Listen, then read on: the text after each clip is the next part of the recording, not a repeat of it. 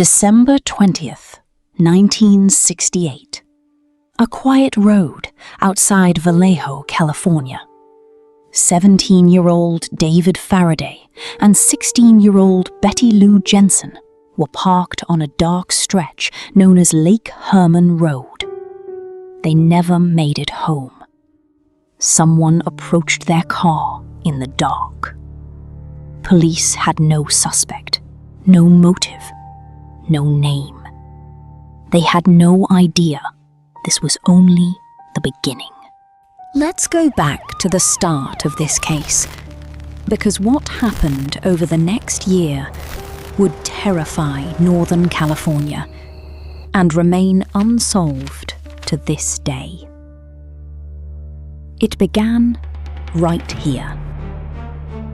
December 20th, 1968.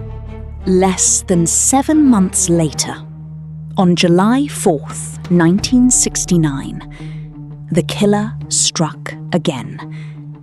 This time in Vallejo, wounding one victim and killing another. And this time, he did something different.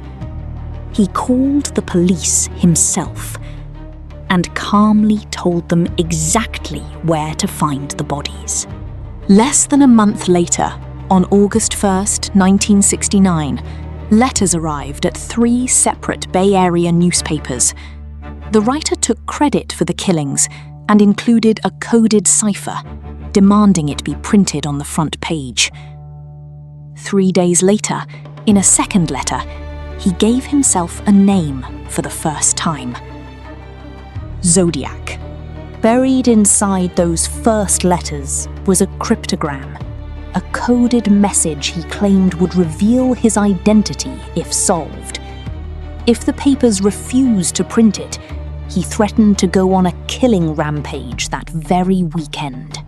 The papers printed it. He kept killing anyway. On September 27th, 1969, he attacked 2 college students at Lake Berryessa, this time wearing a black hood with his symbol stitched onto it, like an executioner. One victim survived and gave police the only physical description of the killer that ever emerged. On October 11th, he shot and killed a taxi driver, Paul Stein, in San Francisco. 2 days later, he mailed a bloodied piece of the man's shirt to a newspaper as proof. For years afterward, letters kept arriving, taunting police, taunting the press. He even called into a live television broadcast demanding to speak to a celebrity attorney on air, while all of California listened. And then, the letters stopped. No arrest, no confession, no trial. One of his coded messages went unsolved for over 50 years, until a team of amateur codebreakers finally cracked it in December of 2020. But even that revealed no name. To this day, the Zodiac killer has never been identified, never arrested, never brought to trial. Somewhere, his real name is still unknown. If you want the history and many more, follow, like, and subscribe.